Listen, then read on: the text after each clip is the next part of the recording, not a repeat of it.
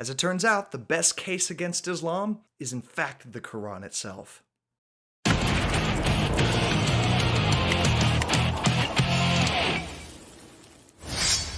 This is part 2 in my series Answering Islamic Objections, Why I'm Not a Muslim. Now in the previous video I introduced the lack of trustworthiness regarding the life of Muhammad, and if taken as true, some of his actions and instructions compared to Jesus Christ. Now that we understand what kind of man Muhammad was and taught, let's discuss what Islam considers to be true revelation.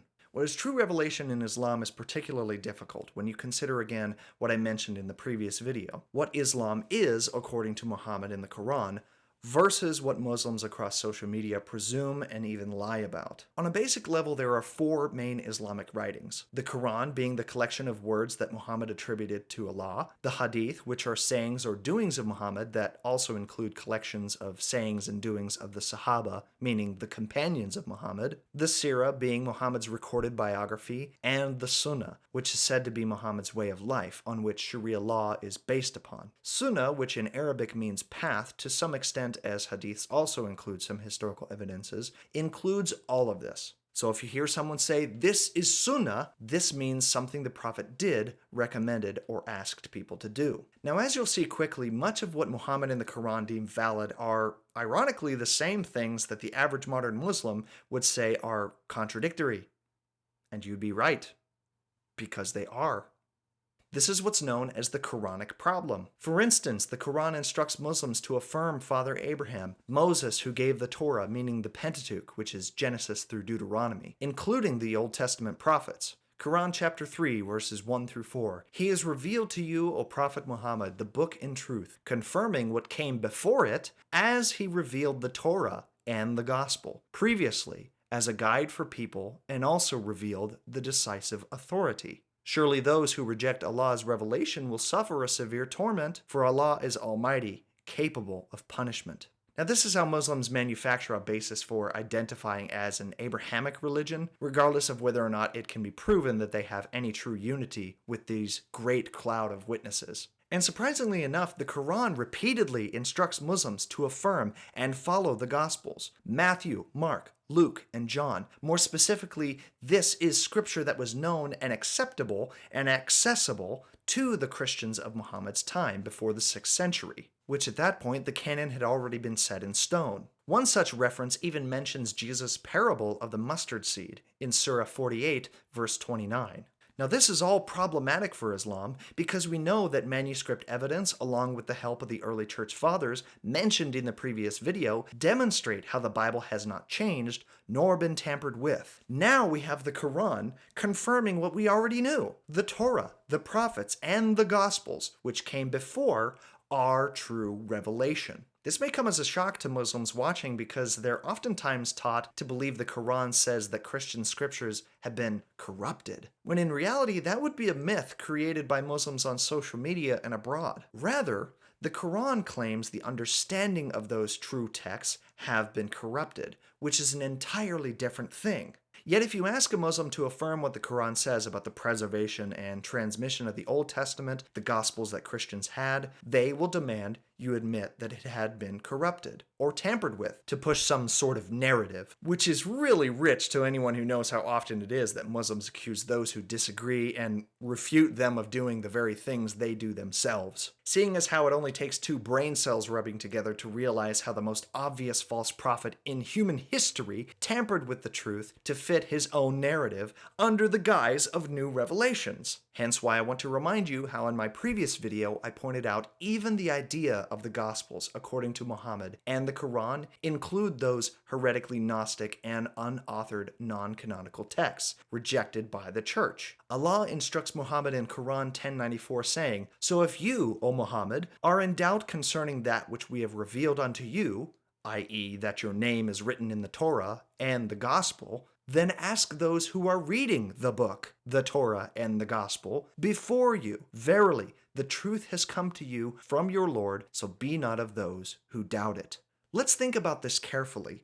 Allah affirms our scriptures as we know them to be, commanding Muhammad to ask those who are reading the Torah and the Gospel for understanding and obedience, Yet, Muhammad intentionally accepts those non-canonical and Gnostic texts which we reject. Thus, from the get-go, Muhammad proves his own disobedience to Allah's original command by including what is knowingly not gospel, false doctrine, and false views of God and Jesus. This is also silly framing because the reasoning from the Quran is faulty. What Christian or Jew who has an ounce of hermeneutical and exegetical ability and integrity could find Muhammad naturally within the Torah or the Gospels? The answer is none. So why would Allah say this to Muhammad when he knew we as Christians would deny it? More importantly, why would Allah wait over 600-something years of deeply established Christendom to correct us of such ignorance if we were truly in the wrong? To be sure, there are plenty of common proof texts Muslims will rattle off, such as Isaiah 29:12 regarding the prophecy of an illiterate man, or Song of Solomon 5:16 regarding the Hebrew word Mahmadin, and even John 14:16 about the Comforter Jesus asked the Father to send after his ascension. Feel free to pause and look at those for just a moment, but I'll save that and more for a future video. But let me just say, context is king. The fact of the matter is, Muhammad and the Quran cannot decide what is true revelation, and the things that they want to say point to what Muhammad said are most certainly not there and would be rejected by the people Allah tells him to ask. And just because I'm having so much fun, let me add another Muslim monkey wrench. Muslims hold to this concept called Injeel. They say the Injeel is the Arabic name for good news of Iesa, their name for Jesus. However, Injeel is not an Arabic term, but is borrowed from Syriac. This Injeel is described by the Quran as one of the 4 Islamic holy books, which was revealed by Allah, the others being Zabur, the Taurat, and the Quran itself. However, Muslims can't seem to decide whether or not the Injeel is written down or not. To Muslims, the Gospels are not a collection of written eyewitness accounts of Christ's apostles, Matthew, Mark, Luke, and John, despite the command read previously. Rather, it is something hand-given by Allah to the prophets, to Jesus. Surah 5:46 and 47, "Then in the footsteps of the prophets we sent Jesus, son of Mary, confirming the Torah revealed before him. And we gave him the gospel containing guidance and light, and confirming what was revealed in the Torah, a guide and a lesson to the God-fearing. So let the people of the gospel judge by what Allah has revealed in it, and those who do not judge by what Allah has revealed are truly the rebellious." To help you understand the issue this creates further, let me give you an example. If you were to confront a Muslim with the first chapter of the Gospel of John, they would wholly deny that it has anything to do with the detailing of Jesus in his divinity as the eternal Word made flesh, and especially not the Son of God begotten by the Father. That would be shirk. Shirk is basically the Islamic word for heresy. Yet we read in John 1:1-5, "In the beginning was the Word, and the Word was with God, and the Word was God. He was with God in the beginning. Through him all things were made, and without him nothing was made that has been made. In him was life, and that life was the light of men. The light shines in the darkness, and the darkness has not overcome it." Also in John 1:14-18 says, "The Word became flesh and made his dwelling among us. We have seen his glory, the glory of the one and only Son, from the Father, full of grace and truth." John testified concerning him. He cried out, saying, "This is he of whom I said, he who comes after me has surpassed me, because he was before me. From his fullness we have received grace upon grace. For the law was given through Moses, grace and truth came through Jesus Christ. No one has ever seen God, but the one and only Son, who is himself God, and is at the Father's side, has made him known." As I'll discuss in a separate video detailing the Islamic view of Jesus, the statements contained in those 2 parts of John 1 categorically reject traditional Islamic teaching. The Jesus of Islam was a mere prophet messenger sent by God, who was given the word, the Injeel, by Allah, which supposedly foretells of the final prophet Muhammad after Christ upheld the Muslim faith. But how can they call it shirk when according to the Quran it is a guide and a lesson to the God-fearing, which the people of the gospel are to judge by as Allah commands? Is Allah committing and even affirming shirk?